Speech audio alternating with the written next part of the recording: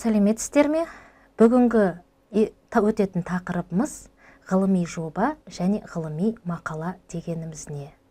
Өткен сабақта ғылым бізге не үшін керектігін айтып өткен болатынбыз. Ғылыми жоба жалпы не үшін керек? Енді осы жобаны ары қарай кішкене қорытамыз да, содан кейін барып мақала туралы айтып өтетін боламыз. Мына ғылым білім министрлігінде жыл сайын ғылыми жоба жарысы болады. Оны бәріміз білеміз, иә? Осының қандай пайдасы бар? Бұл бізге не береді? Дейтін болсақ, ең бірінші бұл оқушылардың ғылыми зерттеу және оқу танымдық жұмыстарын ынталандыру. Яғни бұндай жарыстар болмайтын болса, біз ғылыми жобаға дайындамауымыз да мүмкін ғой енді. Одан кейін барып, ой еңбегінің беделін арттыру дейді. Ойлау, алдыңғы сабақта айтылды, ойлау қабілетін дамытамыз. Содан кейін ең талантты және дарынды жас зерттеушілерді іріктеу.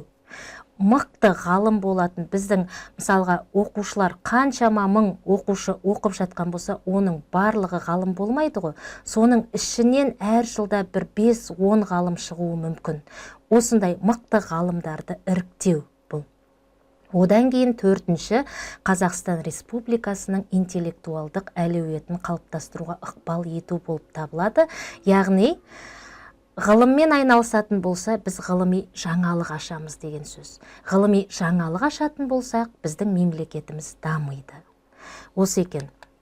Ары қарай енді зерттеу жұмысымен айналысу оқушылардың қандай қасиеттерін дамытады.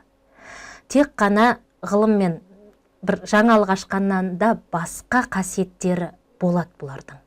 Сонда бұл қандай қасиеттер десек, ең бірінші тұлғалық болмысын дамытады, өзін тани біледі дейді. Біздің алдымызда 30 оқушы отыр. Енді 30 оқушының барлығына 30 ғылыми жұмыс бермейміз ғой біз. Бұл 30 оқушыны біз іріктеуіміз керек. Қалай іріктейміз? Әр сабақ сайын ғылымға бағыттайтын тапсырмалар береміз. Әрқайсымыз әр түрлі пәннен сабақ береміз. Күнде апта сайын жаңа тақырып өтіп жатамыз. Осы жаңа тақырып бойынша өздері ізденетіндей біз жұмыстар бере береміз. Осы жұмыстарды бергеннен кейін қабылдаймыз ғой біз. Сол қабылдаған уақытта қай оқушының қандай екендігін анықтайды екенбіз. Бір балалар болуы мүмкін. Жұлынып тұрмайтын шығар, апай, мен айтайыншы деп. Бірақ ол үндемей отырып сіздің тапсырмаңызды, осы ғылыми жұмысқа бағытталған тапсырмаңызды өте жақсы орындауы мүмкін. Міне, содан ғалым шығады мысалға, иә? Одан да басқа. Енді тек қана ғылыми жақтан емес, біреуінің суретшілік қабілеті дамиды, біреуінің сөйлеу қабілеті дамиды, біреуінің басқа техникаға қабілеті дамиды. Енді мысал ретінде айтатын болсақ, бұл қандай тапсырма дейтін болсақ, енді мен қазақ тілі болғаннан кейін қазақ тілі жағын айтайын. Жай ғана тыйым сөздерді өтетін болсақ, иә? Тыйым сөздерді өтетін болсақ, ішінен сіздер оқушыларға тапсырма бересіздер. Осы тыйым сөздердің түпкі мағынасы не екен? Тағамның түнде бетін ашып қойма деп айтамыз, иә? Оны не үшін ашып қойма? Біз арғы жағына барамыз ба, бармаймыз ба? Босағада тұрма дейміз, үйге қарай жүгірме дейміз. Бұның арғы жағын зерттеп, арғы жағын бүткіл материалдардың бәрін қарайтын болса, арғы түпкі мағынасы өте жақсы. Соны бала өзі табу керек, біз айтпауымыз керек оны. Тек қана. Сонда сіз сол тапсырманы бердіңіз, ол бала өзі ізденіп келіп сізге айтады. Бұл баланың ізденушілік қабілетін дамытады екен сонда. Немесе, менің атым Қожа киноның бәріміз көрдік. Мысалға, сол менің атым Қожа бір сыныпта өтеді. Сол Қожаны көретін болсаңыздар, қазіргі психологиямен сол менің атым Қожаны байланыстырыңыздар, қандай байланыс бар екен деп. Жай ғана үйге тапсырма бере салдық, қатты қиын емес, бұл үлкен жоба емес, жай ғана үй тапсырмасы. Мысалға, бәрлеріңіздің естеріңізде деп ойлаймын, сондықтан да осы Қожаны алып отырмын. Қожа көз алдына елестетеді. Ой, өзі бір үлкен космонавт болуды армандайды ол. иә. Одан кейін барып ол ана зымыраннан түсіп келатыр, ракетадан түсіп, айды бағындырып түсіп келатыр, барлығы қол шапалақтап тұр. Болып атқан сияқты көз алдына елестетіп тұрып айтып жатыр. Өзі көріп жатыр соның барлығын. Ана жек көретін мұғалімі, өзінің ұнатпайтын досы, барлығы кешірім сұрап жатыр. Қожа, біз сенің бұндай болатыныңды білмедік деп. Бұл сонда қазіргі психологияның айтып жүрген визуализациясы ғой, қарап тұрсақ, иә. Визуализация деп айтып жатады. Көз алдыңа болашақта кім болғың келеді, қандай болғың келеді, не істегің келеді, көз алдыңа болып жатқан сияқты елестет. Бұл менің атым Қожа шығармасында бар екен. Немесе өзімен өзі отырып сөйлеседі.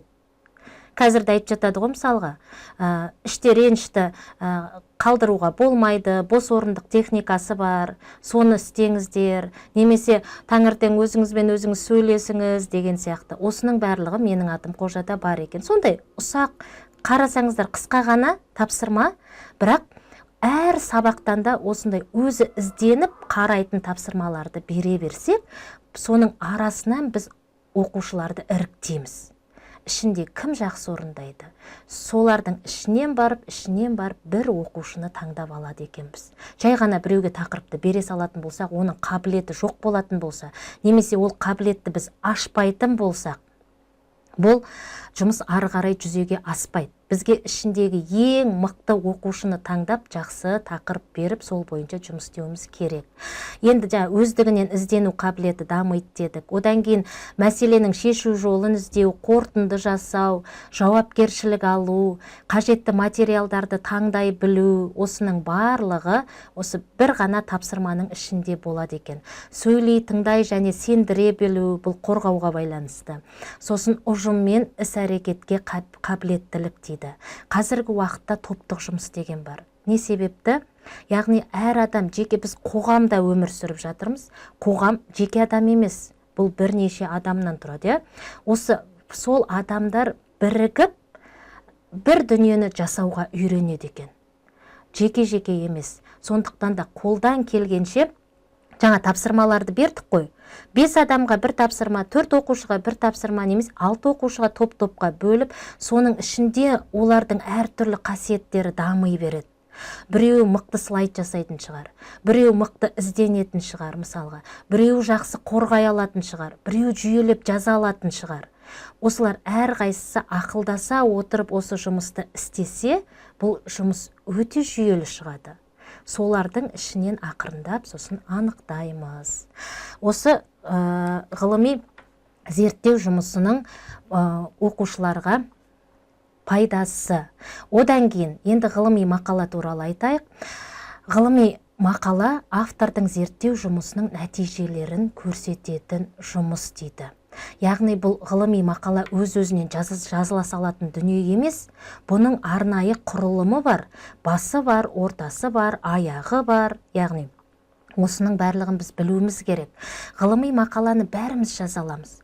Ғылыми мақаланы жазу үшін ол міндетті түрде бір тақырыпты зерттеу керек деген ұғым қате. Жай ғана сіз оқушыларға мықты бір ашық сабақ өттіңіз. Ол ашық сабақты өту барысында сіз қаншама материалдар іздедіңіз.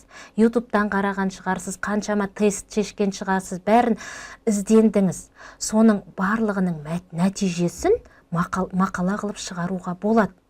Сіз өтіп кеттіңіз, бірақ басқа мұғалімге бұл пайдалы болады, жас мұғалімдерге пайдалы болады. Сіздің мақалаңызды оқыған кезде оған ой келеді, идея келеді. Немесе сіз тест тапсырмаларын, әртүрлі жаңағы топтық тапсырмаларды өзіңіз 1 жыл бойы жасап шықтыңыз. Бізде деңгейлеп оқыту деген бар. Case study дейді ғой қазір. Сол деңгейлеп оқыту, мысалға, төмен деңгейдің балаларына мына тақырыпты өткенде мынандай тапсырмалар беруге болады екен. Орта деңгейдегі, жоғары деңгейдегі. Сіз 1 жыл сонымен жұмыс істедіңіз, өзіңіздің нәтижеңізді көрсету арқылы мақала жазуға болады екен. Жалпы, енді ары қарай біз мақала жазуда нені білуіміз қажет? Мақала жазуда біз өз-өзінен мақаланы жаза салып бір журналға бере салмаймыз. Мақала жазу үшін біз қай журналға береміз, соны іздеп табуымыз керек. әр журналдың талабы әртүрлі. Бір журналдар 5 беттен аспасын дейді, ал бір журналдар бар 8 беттен кем болмасын дейді. Сіз 5 беттік мақаланы жазып алып 8 бетке толтыртып жату мысалға оңай ма? Немесе 8 беттік мақаланы жазып алып 5 бетке азайту оңай емес. Сондықтан да ең бірінші білетін дүниеміз, біз қай журналға береміз. Соны біліп алуымыз керек екен, сосын соның талаптарын білеміз, сол талап бойынша барып жұмыс істейміз. Одан кейін алдыңғы сабақта айтқандай тақырып қысқа әрі нақты болу керек. Сіздің осы мақалада жазған дүниеңіз тақырыпта айғайлап көрініп тұру керек. Содан кейін өз тақырыбыңызға қатысты ғылыми мақалаларды оқу. Сіздің жазайын деп тұрған дүниеңіз алдын ала жазылып қойған бекен, қалай жазылған екен, осының барлығын өзіңіздің тақырыбыңыз бойынша мақалаларды, ғылыми мақалаларды істеп оқуымыз керек екен. Оларды оқымай өз-өзінен мақала жаза салмаймыз. Мақаланың көлемі жаңа айтылды. Одан кейін мақаланың құрылымы туралы қазір айтылады. Кейінгі сабақтарда ғылыми жазу стилі қандай болу керек? Стиль бұл ғылыми стиль болу керек, ауызекі стиль болмау керек. Ол жерде экспрессивті, эмоционалды, мынандай көңіл күйге байланысты сөздер болмау керек. Сол үшін де біз өзіміздің тақырыбымызға сай мақалаларды оқып қараймыз. Стилі қандай екен, не айтты екен, қандай жаңалық ашты екен, қандай жаңа дүние көрсетті екен. Содан кейін мақалада міндетті түрде суреттер, әртүрлі кескіндер, схемалар, осының барлығы сіз эксперимент жүргізсеңіз, эксперименттің нәтижесі, осының барлығы болу керек. Бұлар болмай құр сөзді жазып қою да бұл дұрыс емес жалпы. Енді құрылымы деп айттық қой. Ғылыми мақаланың құрылымы ең бірінші тақырып тұрады. Тақырыптан кейін автор туралы мәлімет болады. Автор туралы мәлімет, яғни өзіңіздің аты жөніңіз жаздыңыз, сонымен қоса почтаңызды жазуыңыз керек. Не себепті? Бұл да жаңағы сіздің мақалаңыз өте сапалы, мықты болуы мүмкін. Бір адамға қатты ұнап қалды, ол сол сіздің мақала жазған тақырыбыңыз бойынша диссертациялық жұмыс жазып жатыр. Ол сіздің экспериментіңіз, сіздің жазған дүниеңіз, суреттеріңіз, сіздің оқушыларыңыздың жұмысы ұнап қалды да, ол сізбен байланысқысы келді. Қалай байланысады?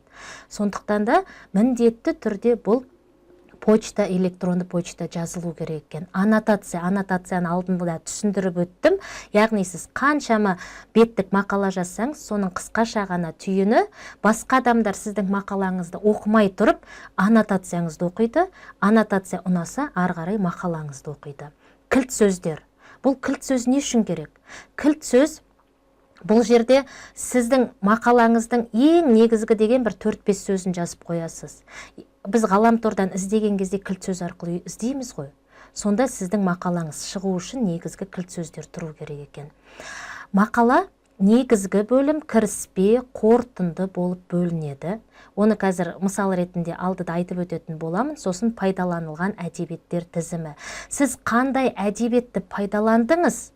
Сол әдебиет міндетті түрде астында әдебиеттер тізімінде болу керек. Сіз егер біреуден сөз алған болсаңыз, оны алдыңғы кейінгі сабақтарда айтылатын болады. Сол сөз міндетті түрде белгілену керек. Мына автордың сөзі деп. Ары қарай, енді мен түсінікті болу үшін өзімнің мақаламды қойып қойдым.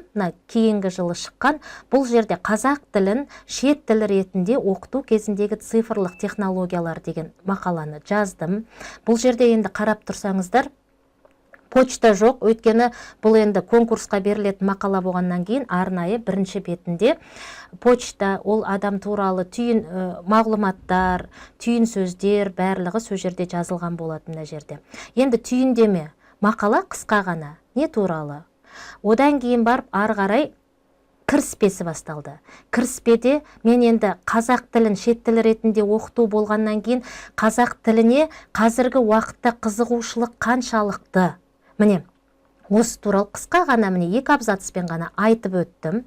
Одан кейін барып мен не айтқым келді? Цифрлық технологиялар дегенде Learning Apps деген мына бағдарламаны біз шетелдіктерге қазақ тілін оқытып жатқан кезде қалай қолданамыз? Қандай ойындар жасадық? Соны көрсеткіміз келді. Міне суреттер болу керек дедім. Суреттер бар мына жақта, қарап тұрсаңыздар. Міне қандай әдістер қолданылды, барлығы айтылған. Одан кейін қорытынды. Бәрін қорыта келе, осы learning apps туралы мына былай қолдандық, біз былай қолдандық, мына тақырыпты өткен кезде мынандай ойындарды қолдандық деп барлығын жаза келіп, ең соңында қорытынды ретінде мысалға мен Жүсіпбек Аймауытовтың сөзін алдым. Жүсіпбек Аймауытов сабақ беру үйреншікті, жай ғана шеберлік емес дейді. Ол жаңадан жаңаны табатын өнер. Яғни біздің алдымыздағы жастар күннен күнге дамып жатыр. Ана Алпамыс Батыр жырында айтатын еді ғой, бұл бала жылдап емес, айлап емес, сағаттап емес, минуттап өсті дегендей, біздің алдымыздағы жастар минуттап өсіп жатыр. Біз олардан қалмауымыз керек, оларды қызықтыру үшін, олардың білетін, білмейтін, жаңа шыққан дүниелері арқылы өзіміздің тақырыбымызды оған беруіміз керек екен. Сондықтан да ең соңында қорытынды болды, одан кейін пайдаланылған әдебиеттер тізімі көрсетілді. Жалпы құрылымы сіздерге түсінікті болу үшін көрсеттім. Мақала дегеніміз енді осы, ғылыми жоба дегеніміз не, мақала дегеніміз не дегенді мен енді қолымнан келгенше толық түсіндірдім деген ойдамын. Назар қойып тыңдағандарыңызға рахмет, сау болыңыздар.